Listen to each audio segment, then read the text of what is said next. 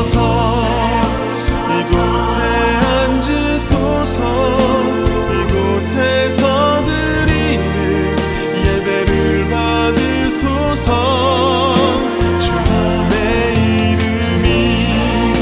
주님의 이름만이 오직 주의 이름만 이곳에 있습니다. 하나로교회 예배 오신 여러분을 환영하고 축복합니다. 예수님께서 부활하신 이 아침에 우리가 힘을 모아서 예수님의 그 부활을 함께 기뻐 찬양하는 시간을 가지겠습니다. 하나님 독생자 찬양하겠습니다.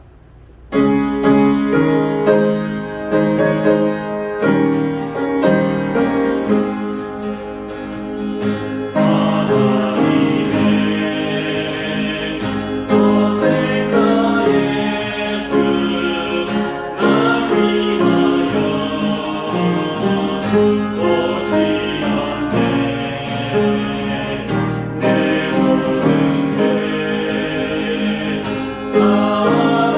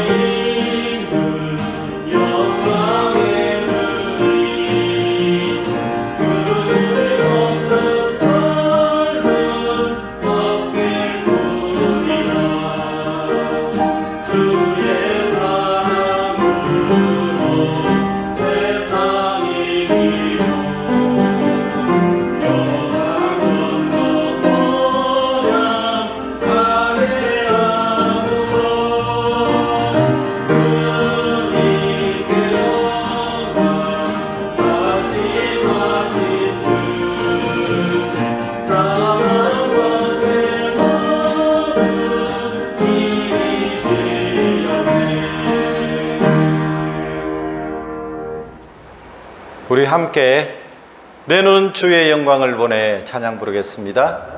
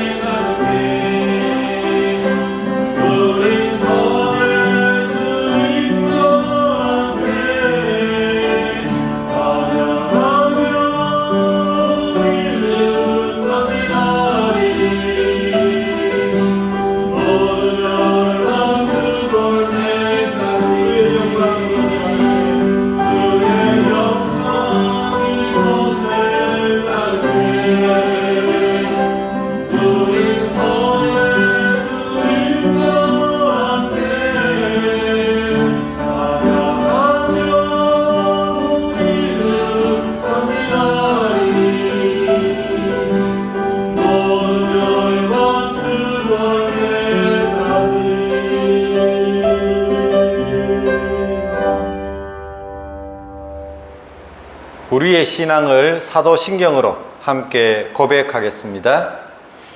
나는 전능하신 아버지 하나님 천지의 창조주를 믿습니다. 나는 그의 유일하신 아들 우리 주 예수 그리스도를 믿습니다.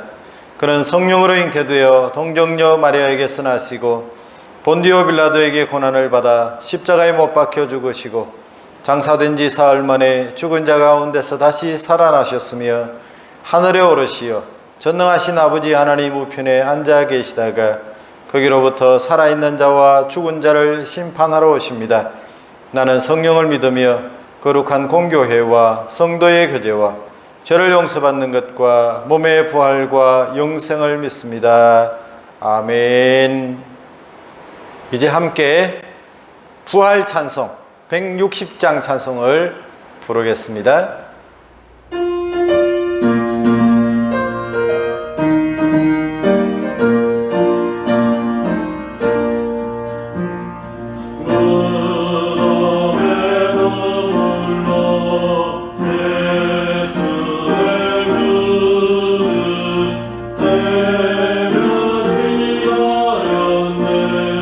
예수 내 주,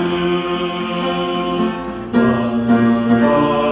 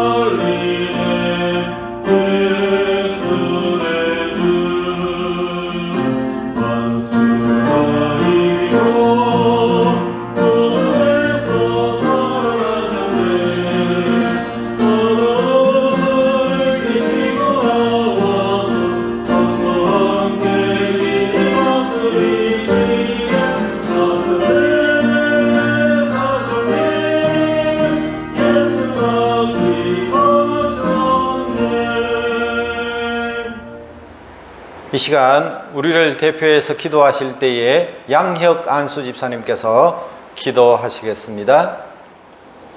사망 권세를 이기시고 승리하신 주님의 부활을 온몸과 마음으로 다 같이 기뻐하며 찬양합니다.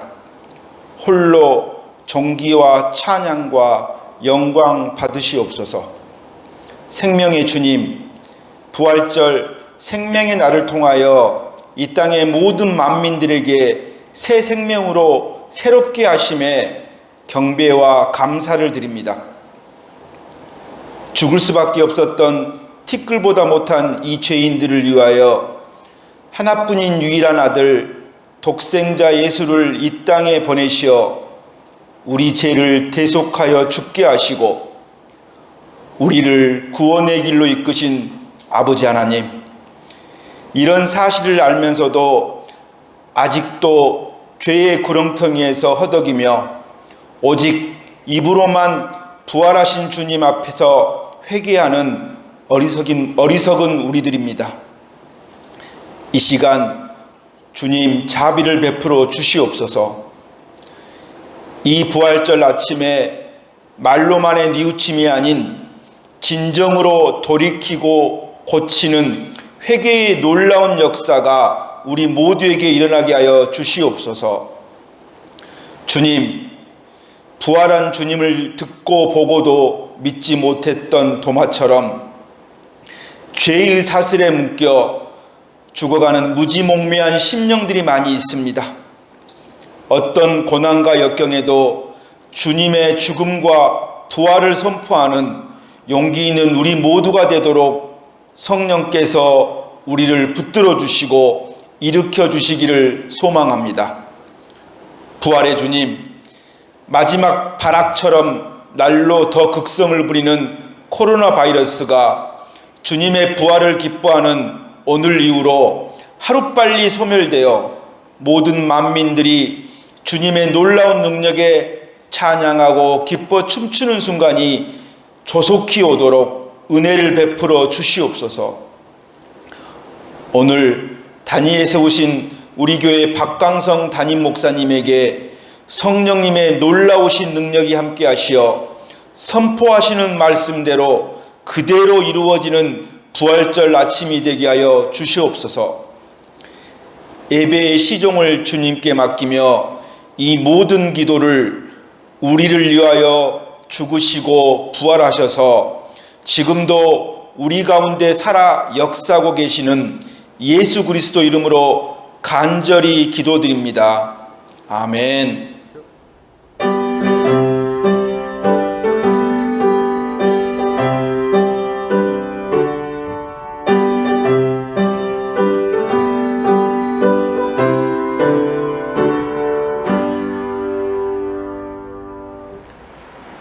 오늘 읽을 본문의 말씀은 요한복음 20장 27절과 28절 말씀입니다.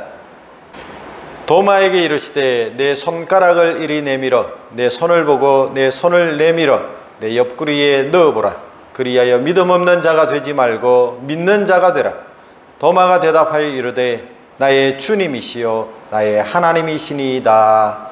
아멘. 이제 호산나 찬양대가 찬양으로 하나님께 영광을 올려드리겠습니다.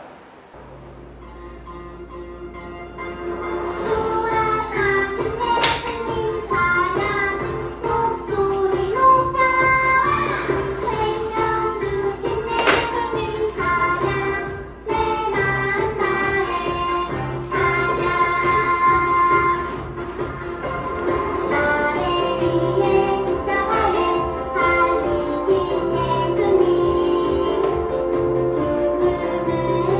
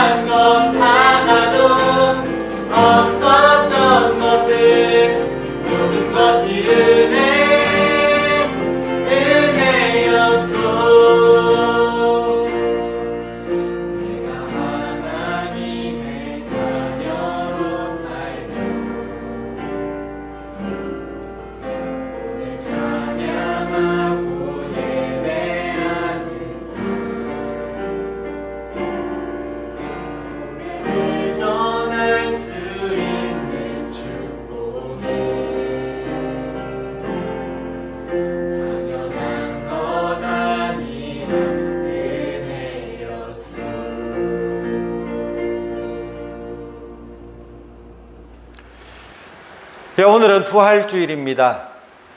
사망 권세를 깨뜨리시고 부활하신 우리 주님, 그 주님을 우리가 만나는 복된 시간입니다. 우리는 지난 한 주간 고난 주간으로 지내면서 한 주간 예수님의 십자가와 그 죽음을 묵상했습니다. 지난 고난 주간 한 주간뿐만 아니라 우리는 1년 넘도록 지금 코로나로 인해서 많은 고통을 받고 있습니다.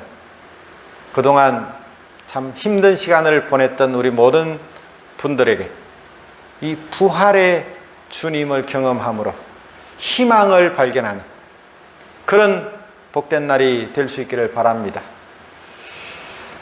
지금 한국은 따뜻한 봄 날씨에 곳곳에 흐드러지게 핀 그런 꽃들을 보면서 진정한 부활을 그렇게 느끼고 경험할 수 있는 그런 성도들이 많으리라고 생각이 되어집니다. 겨우 내내 앙상한 마치 죽어있던 나뭇가지가 잎을 내고 또 꽃을 피우는 그런 모습을 보면서 바로 이 부활의 계절이 바로 그런 따뜻한 봄에 있다는 것이 너무 다행스럽습니다. 하지만 이 필리핀은 지금 현재 가장 무더운 그런 날씨가 이어지는 그런 계절이기도 합니다. 아무튼 지금 빨리 이 코로나 상황이 끝이 나서 마음껏 자유롭게 우리가 모여서 함께 예배를 드리고 지금도 살아계시는 하나님을 찬양하고 높여드리는 그런 날이 속히 올 수 있기를 간절히 소망합니다. 부활이 역사적인 사실임을 믿습니까? 우리가 어떻게 믿을 수 있습니까? 성경 말씀이기 때문입니다. 하나님의 약속의 말씀이기 때문에 우리는 믿습니다. 믿고 나면 그 모든 사실이 인정이 되어집니다. 그런데 과학적으로 인간적인 어떤 세계관을 가지고 이 부활을 믿으려고 하면 참 쉽지 않습니다. 놀라운 예수님이 이 땅 가운데 오셔서 행하신 이적 가운데 가장 놀랍고 가장 위대한 사건이 있다면 바로 그것은 부활 사건입니다. 우리는 그 부활을 믿습니다. 그 부활을 믿는 신앙과 믿지 못하는 신앙은 얼마나 차이가 큰지 모릅니다. 얼마 전에 제가 존경하는 한 목사님이 천국에 입성하셨습니다. 장례식장의 그 아래에는 사늘하게 식은 육신이 누워있지만 그 위에 놓여있는 영정의 사진은 너무나 인자하고 사랑스럽게 미소를 짓고 있는 모습의 사진이 놓여 있었습니다. 그의 영혼은 하나님의 품에 안기어서 사진보다 더 밝고 환하게 하늘에서 웃고 계심을 저는 믿습니다. 예수님이 부활의 첫 열매가 되신 것처럼 우리도 죽음으로 우리의 인생이 끝나는 것이 아니라 부활하여 영원한 생명으로 저 천국에서 살아갈 것을 우리가 믿기 때문입니다. 4월이 되면 저는 저희 아버님이 천국 가신 그런 달이기도 해서 아버님 생각을 많이 합니다. 우리도 언젠가 이 땅에서의 육신은 죽게 되지만 그러나 우리는 부활하여 영광스러운 하늘나라에서 먼저 가신 성도들을 만나게 될 것입니다. 그런데 예수님을 3년 동안이나 따라다녔던 제자들 중에도 이 부활을 믿지 못하는 사람이 있었습니다. 의심의 대명사로 불리우는 도마입니다. 나는 부활의 주님을 봐야만 믿을 수 있겠다, 만져봐야만 믿겠다고 하는 그 도마에게 예수님께서 부활하신 이후에 찾아오셨습니다. 자신의 손을 내미시고 자기 옆구리를 내어 보여주셨습니다. 그 부활의 주님을 만난 도마가 주님 앞에 이런 고백을 했습니다. 나의 주님이시요 나의 하나님이십니다. 우리가 예수님의 손과 옆구리에 직접 그 못자국과 창자국을 만져보지는 않았다 할지라도 부활하신 주님을 경험하고 나도 나의 주님이시요 나의 하나님이시라고 고백할 수 있는 우리 성도가 될 수 있기를 바랍니다. 이 부활은 기독교 신앙의 핵심입니다. 그리스도인이냐 아니냐를 경계하는 가장 중요한 것은 이 부활을 사실로 믿느냐에 달려 있습니다. 부활을 과학적으로 인본주의적인 세계관으로는 설명할 수가 없습니다. 그래서 예수님은 죽은 것이 아니라 기절했다가 깨어났다는 주장도 있고, 죽기는 했지만 실제로 부활하지는 않았다고 주장하기도 합니다. 부활하신 주님을 다메섹 도상에서 만났던 사도 바울은 이 부활의 의미를 이렇게 우리에게 설명하고 있습니다. 고린도전서 15장 14절 이하의 말씀을 보시면, 그리스도께서 만일 다시 살아나지 못하셨으면 우리가 전파하는 것도 헛것이요 또 너희 믿음도 헛것이며 또 우리가 하나님의 거짓 증인으로 발견되리니 우리가 하나님이 그리스도를 다시 살리셨다고 증언하였습니다. 만일 죽은 자가 다시 살아나는 일이 없으면 하나님이 그리스도를 다시 살리지 아니하셨으리라. 만일 죽은 자가 다시 살아나는 일이 없으면 그리스도도 다시 살아나신 일이 없었을 터이요 그리스도께서 다시 살아나신 일이 없으면 너희의 믿음도 헛되고 너희가 여전히 죄 가운데 있을 것이요 또한 그리스도 안에서 잠자는 자도 망하였으리니 만일 그리스도 안에서 우리가 바라는 것이 다만 이 세상의 삶뿐이면 모든 사람 가운데 우리가 더욱 불쌍한 자이리라. 얼마나 이 부활이 우리의 신앙에 있어서 중요한지 사도 바울은 그가 체험한 부활 신앙을 우리에게 설명하고 있습니다. 부활이 있기 위해서 먼저 필요 조건이 있다면 죽음이 있어야 합니다. 바로 예수님의 죽음입니다. 죽음이 없다면 부활이 없을 것입니다. 여러분, 예수님의 죽음을 믿으십니까? 예수님께서 역사적으로 이 땅에 존재하셨다는 그 사실에 대해서 이론의 여지는 없습니다. 역사적인 문서 가운데 빌라도의 보고서나 당시의 문헌에서도 예수님의 생애를 소개하고 있습니다. 그런데 예수님의 죽음을 부인하는 사람들 가운데 예수님께서 십자가를 지셨지만 실제로 죽은 것이 아니라 기절했을 수 있다, 그렇게 주장하는 사람들이 있습니다. 과연 예수님이 십자가에서 죽은 것이 아니라 잠시 기절했다가 다시 깨어난 것이라고 그렇게 설명할 수 있겠습니까? 십자가에 달리시기 전에 예수님은 수많은 고통을 겪으셔야 했습니다. 골고다로 올라가시는 동안에 채찍에 맞았습니다. 그 채찍이라고 하는 것은 가죽 끝에 날카로운 톱니 모양이나 뼈 또는 납조각을 붙여서 한번 때릴 때마다 살점을 뜯어냅니다. 여러 번 내리치게 되면 피부 밑에 근육까지 뜯어지게 되고 피부 조직을 망가뜨리게 되는데 극심한 고통과 함께 죽음에 이를 수밖에 없는 엄청난 고통이 있습니다. 그런 고통 가운데서 또 예수님은 약 한 50kg 정도 되는 십자가를 지시고 거의 빈사 상태에서 그 골고다 언덕에 이르렀을 것이라고 추측하고 있습니다.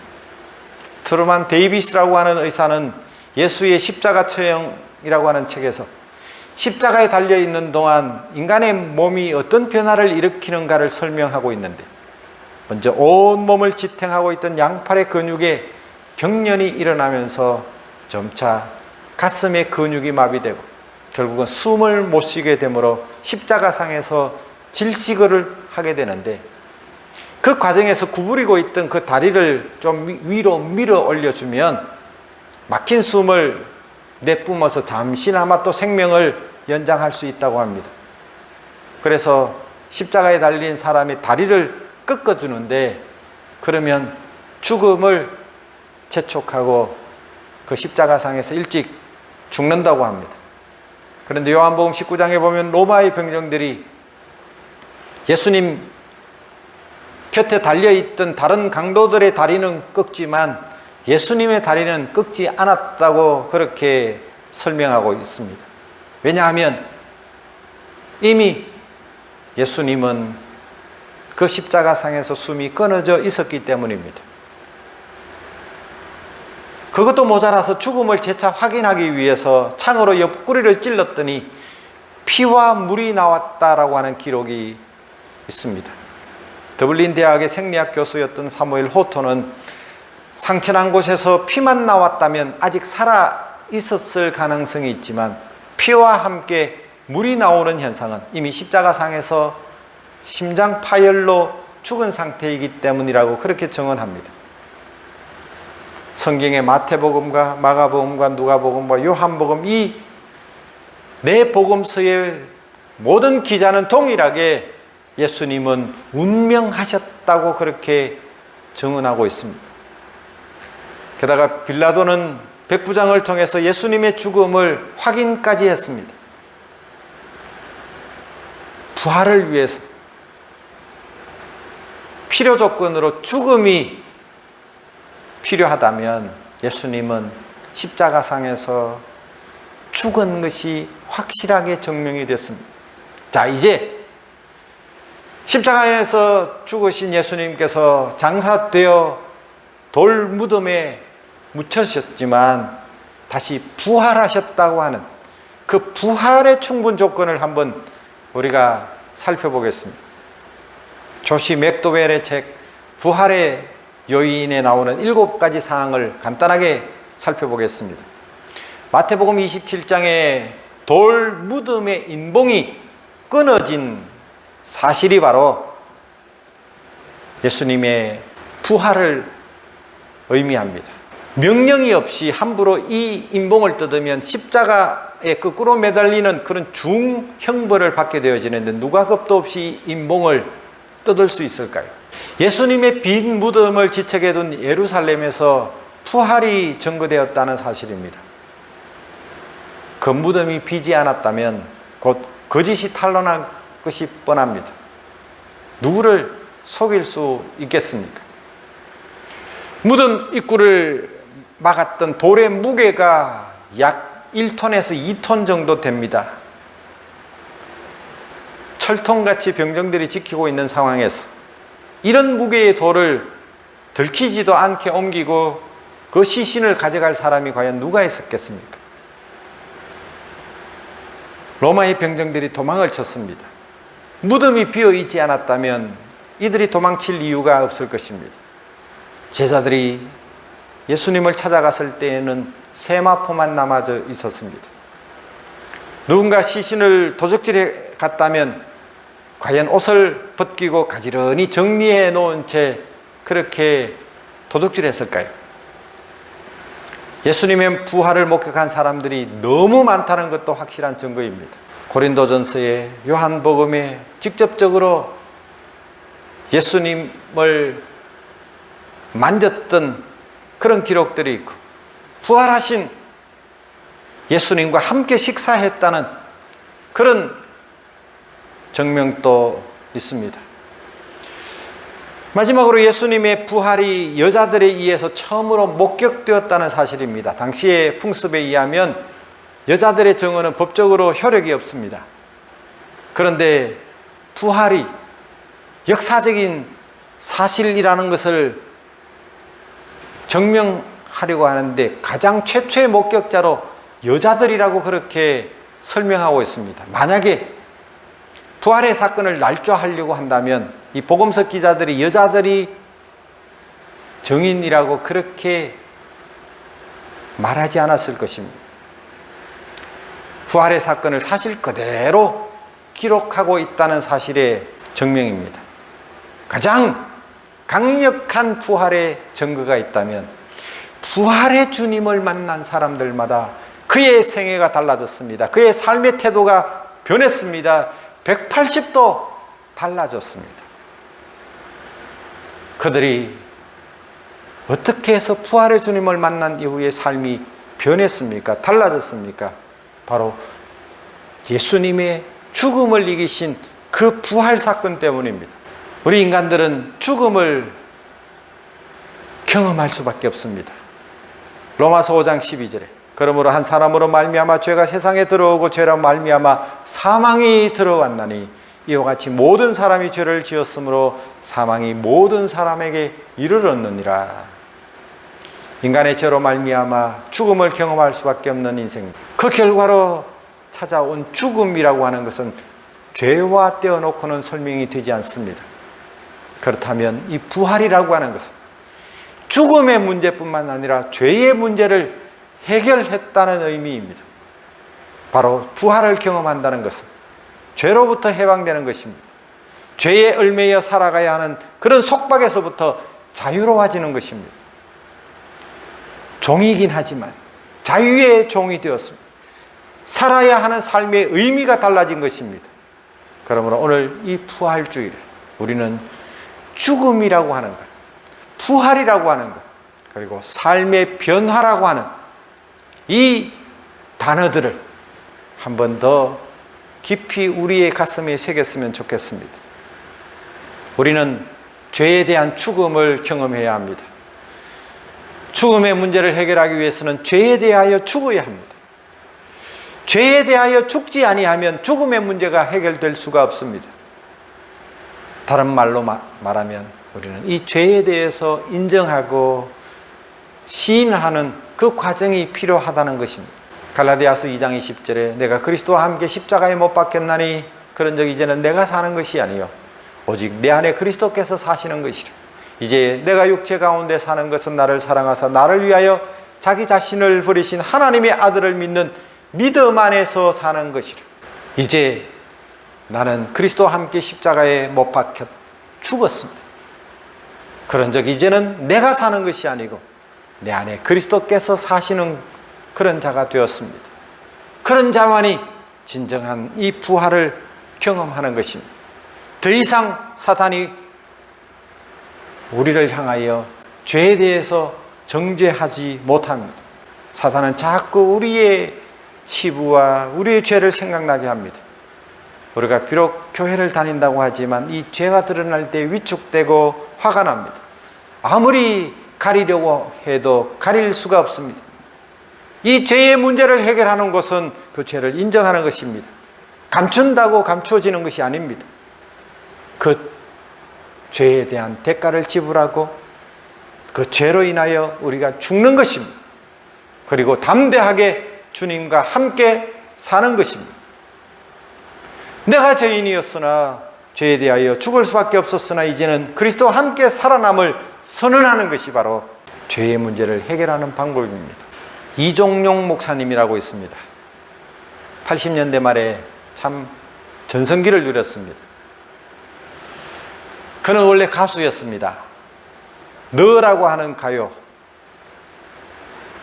낙엽지던 그 숲속에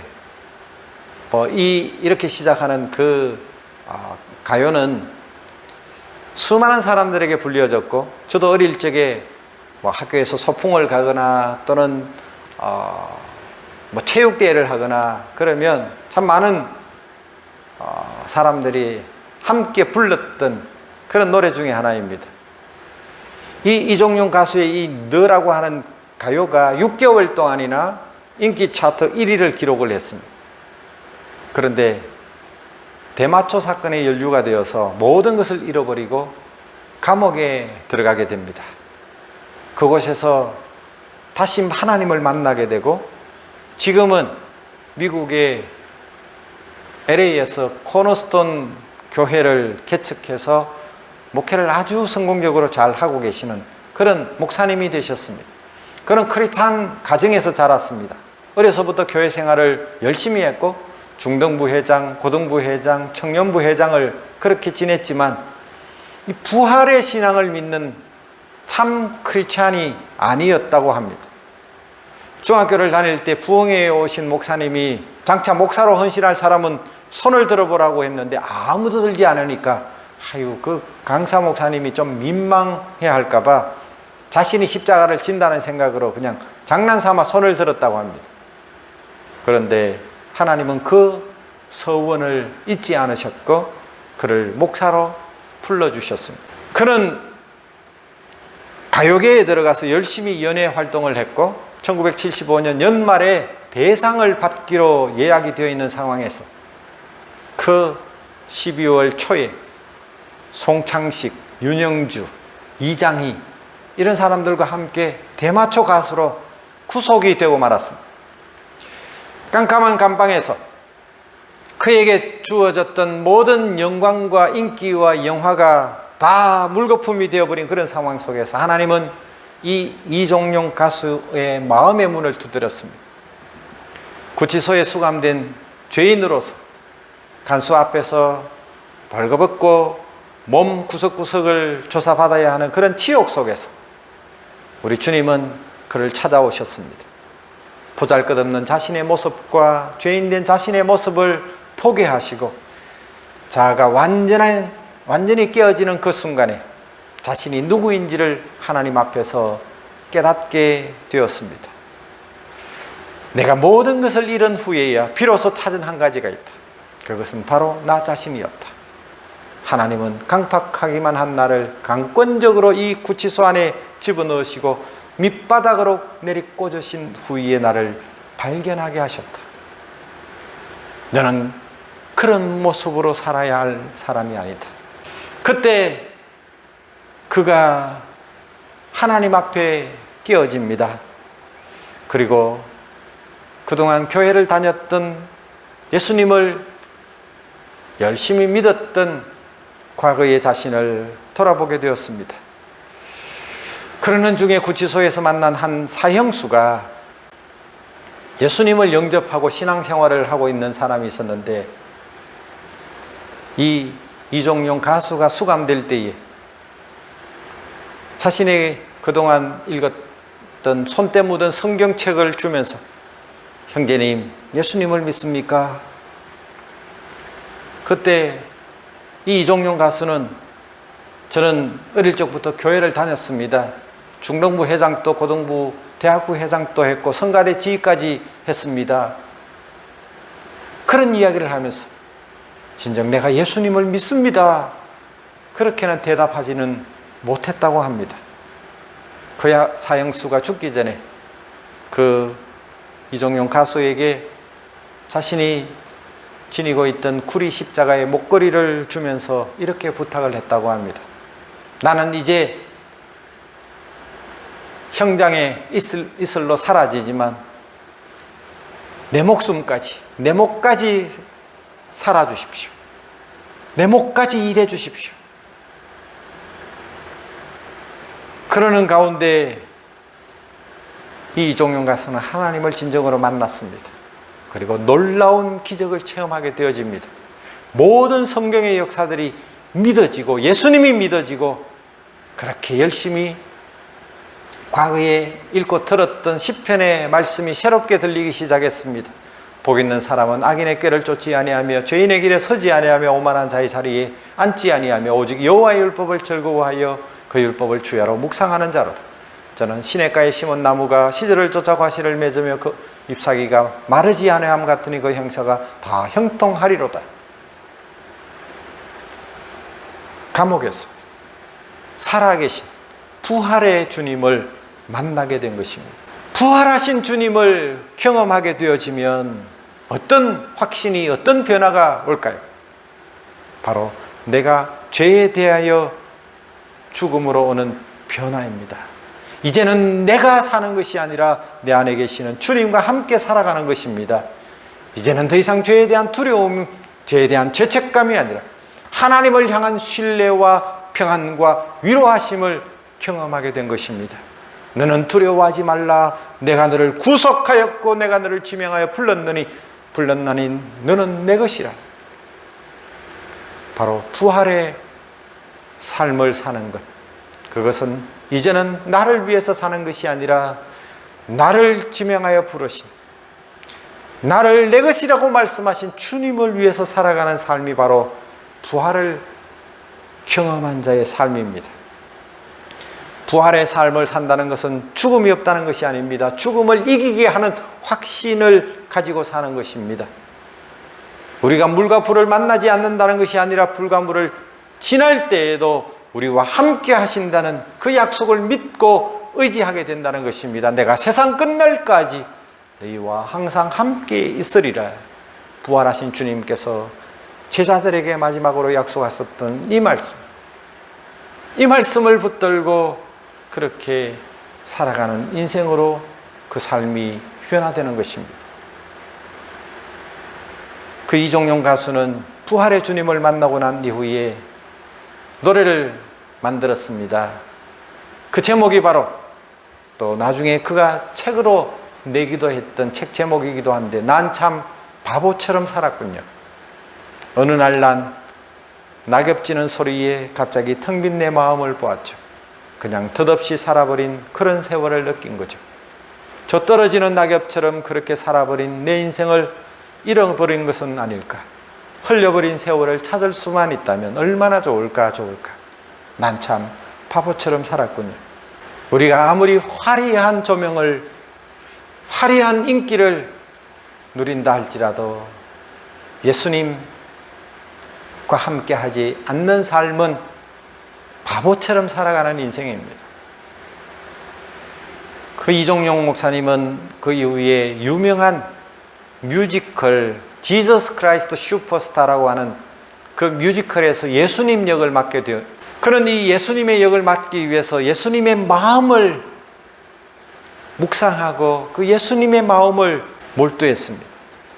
249회 공연을 하는 동안 그는 249회 겟세마네 동산에서 기도했고, 249회 산상수훈을 말했고, 249회 매를 맞았고, 249회 최후의 만찬을 경험했고, 249회 십자가의 가상 7연을 말하고 그 십자가에서 죽었습니다. 그리고 249회 부활을 했습니다. 2년 동안이나 이 예수님의 역할을 하면서 예수님과 함께 부활의 삶을 살면서 이분의 삶이 변하기 시작한 것입니다. 삶의 목표가 바뀌었습니다. 그의 헌신이 달라졌습니다. 부활의 삶을 산다는 것은 오늘 이 시간 주님의 마음을 품고 사는 것입니다. 그래서 그가 내린 결론은 주님을 위해서 헌신하기로 했습니다. 목사가 되기로 결심을 했습니다. 한국에 있으면 수많은 유혹들이 찾아올 것이 뻔하기 때문에 그 모든 유혹을 뿌리치기 위해서 한국 땅을 떠나서 미국에 가서 신학을 공부하고 그곳에서 목사가 되기 위한 준비를 했습니다. 그때 예수님을 생각하면서 만든 노래가 바로 겨울아이라고 그렇게 말합니다. 그는 예수님의 부활을 경험한 사람입니다. 주님만큼 더 소중한 분은 없다는 것을 깨달았습니다. 그럼에도 불구하고 그가 이제 미국에서 신학을 공부하면서 많은 간증의 기회를 가졌을 때에 큰 교회에서 간증을 하게 됐는데 그 큰 교회에 초청받을 때에 마음속에 이런 생각이 들었다는 겁니다. 과연 이 교회에서 간증을 하면 얼마나 살해를 할까? 입으로는 찬양을 부르면서 머릿속으로는 돈을 계산하고 있는 자신의 모습을 발견한 것입니다. 부활의 주님을 만났지만 완전한 그런 삶으로의 변화는 일어나지 않았던 모양입니다. 간증을 마치고 비행기를 타고 자기 집으로 돌아오던 중에 그 비행기에 문제가 생겼습니다. 기체가 흔들리더니 이상이 생겨서 비상 착륙을 그렇게 시도하는 상황에서 지금까지 자기의 살아왔던 삶, 특히 최근에 예수님을 만났다고 하지만 그 이후에도 많이 변화되지 못한 자신의 모습이 주마등처럼 지나가게 되었습니다. 그래서 자신의 변화되지 못한 그런 모습을 생각하면서 하나님 앞에 기도했다고 합니다. 아버지, 저에게 한 번만 기회를 주십시오. 그 비행기에서 뜨겁게 눈물을 흘리며 기도하는 그 기도에 하나님이 응답하셨는지 그 비행기는 비교적 안전하게 착륙을 하게 되었고 그 걸어 나오는 순간에 어느 목사님을 만나게 되었습니다. 제가 오늘 이 엔진이 폭발한 저 비행기에 타고 있었습니다. 그렇게 말하는 순간에 그 목사님은 이렇게 말씀하셨다고 합니다. 이종용 전도사님을 사용하시기 위해서 하나님께서 생명을 지켜주셨군요. 이종용 전도사님을 위해서 다른 사람들까지 함께 살려주셨군요. 이 말을 듣는 순간에 그는 다시 한번 하나님 앞에 회개했습니다. 고린도후서 6장 2절에 우리가 하나님과 함께 일하는 자로서 너희를 권하노니 하나님의 은혜를 헛되이 받지 말라. 가라사대 내가 은혜 베풀 때에 너를 듣고 구원의 날에 너를 도왔다 하셨으니 보라 지금은 은혜 받을 만한 때요 보라 지금은 구원의 날이로다. 하나님의 은혜를 받은 현재 살고 있는 이 시간이 바로 구원의 시간이요 은혜의 시간이라는 것입니다. 우리가 살고 있는 이 시간을 헛되이 살 수가 없습니다. 우리들이 부활의 삶을 살아야 하는 이유가 있습니다. 우리에게 주어진 삶의 기회가 있습니다. 우리가 비행기를 타면서 무슨 생각을 하십니까? 항상 이륙할 때 또 착륙할 때 얼마나 불안한 마음들이 우리에게 있지 않습니까? 만약에 여기에서 죽으면 하나님의 얼굴을 보는 것이요, 살아나면 살아야 하는 이유가 있는 것이 아니겠습니까? 우리에게 주어진 오늘의 삶, 부활의 삶의 의미가 무엇입니까? 우리에게 주어진 오늘 이 시간이 어떤 의미를 가지고 있습니까? 십자가 아래 내려놓은 죄의 짐을 다시 바라보지 마십시오. 우리의 과거를 묻어버리십시오. 주님과 함께 남겨진 삶을 최선을 다해 달려가시는 성도들이 되기를 바랍니다. 지금까지 살아오는 우리의 삶에 힘들고 어려운 일들 때문에 내 삶을 부정하고 싶을 때가 많지 않습니까? 그러나 빈센트 필 목사님이 말씀하셨던 것처럼 우리의 삶의 no라고 하는 영어의 no를 뒤집으면 on이 됩니다. 우리의 삶을 부정하지 마시고 그 부정을 바꾸어 긍정이 되게 하십시오. 우리가 살아있는 이유는, 부활의 삶을 살아야 하는 이유는 분명히 있습니다. 부활의 주님을 증거하고 부활의 주님과 함께 부활의 삶을 살아가는 우리 모든 성도가 되기를 주의 이름으로 간절히 축원합니다. 하나님 감사합니다. 더 이상 예수님을 무덤에 가두지 못하고 그 무덤의 권세를 깨뜨리시고 죽음을 이기시고 부활하신 주님, 그 주님을 내가 만날 때, 그 주님을 경험할 때 나도 도마처럼 나의 주님이시요 나의 하나님이라고 고백할 뿐만 아니라 이제는 내가 사는 것이 아니라 부활의 주님과 동행하면서 믿음으로 살겠습니다. 그렇게 우리의 삶까지도 변화되어지는 이 부활주일이 되게 해 주옵소서. 예수님의 이름으로 기도하옵나이다. 아멘. 오늘 주신 말씀을 생각하시면서 찬송 부르겠습니다. 부활 찬송 161장 찬송을 부르시면서 우리 부활 헌금과 또 주일 헌금을 주님 앞에 드리도록 하겠습니다.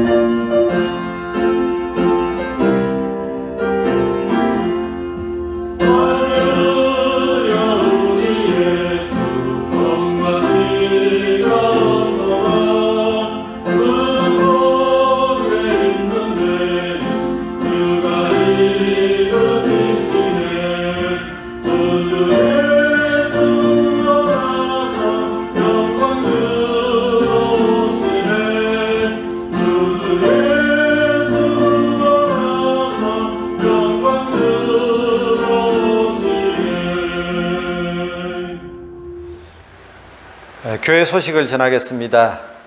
오늘은 부활주일입니다. 이 부활의 기쁨을 온 누리에 전하는 그런 기회가 되기를 바라고 또 부활절 감사헌금을 하나님 앞에 드려서 주시면 좋겠습니다. 오늘 부활주일 연합 예배는 과거에는 세부 지역에 있는 한인 교회들이 연합해서 한자리에 모여서 예배를 드렸는데 그럴 형편이 안 되어서 필리핀 전체에 있는 한인 교회 연합 예배로 영상으로 드려집니다. 그래서 4월 4일 오늘 주일 오후 4시에 줌을 통해서 영상으로 예배 드려지는 이 부활주일 연합 예배에 우리 성도님들, 한국에 계시는 성도님들도 우리 많이 참여해 주시기를 부탁을 드립니다.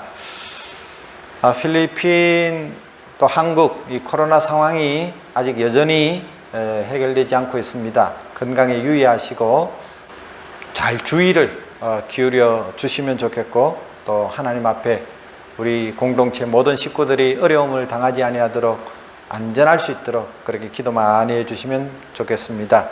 온라인으로 헌금하실 분들 우리 한국 계좌로 또는 필리핀 계좌로 그렇게 헌금해 주시면 감사하겠습니다. 살아계신 하나님 감사합니다.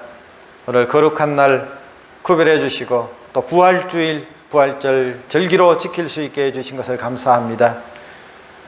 이 땅에 오셔서 우리의 모든 죄의 짐을 대신하시고 십자가를 지시고 죽으셨지만 영광스럽게 부활하심으로 우리에게 부활의 산 소망을 허락하시고 부활의 첫 열매 되신 주님을 찬양하고 찬양합니다.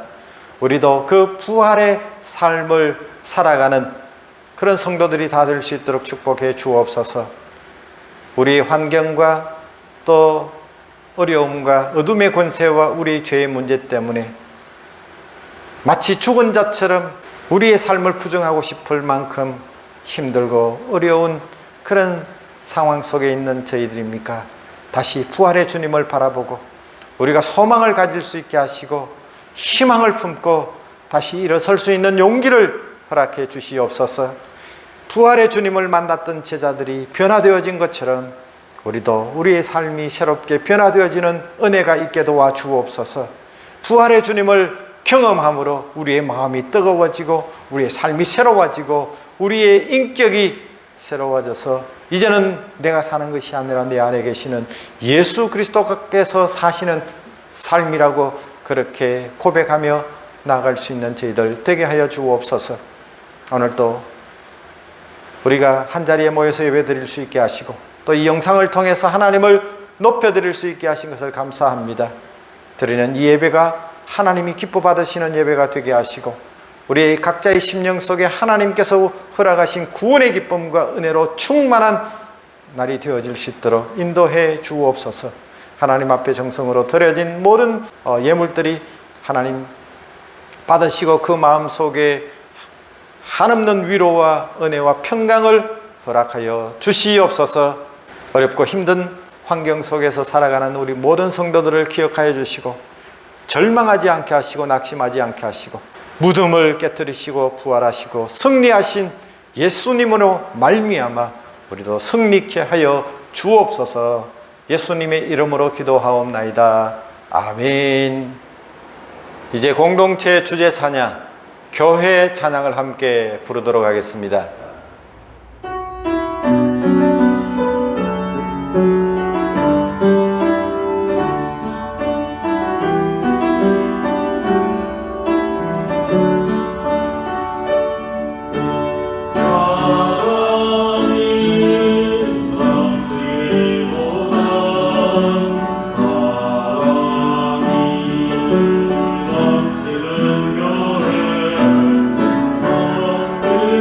그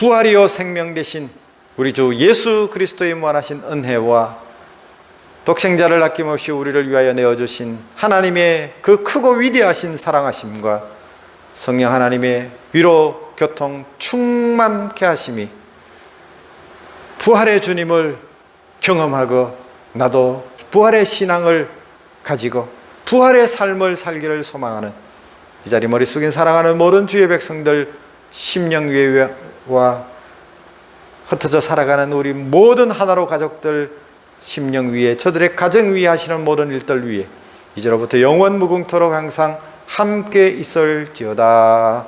아멘.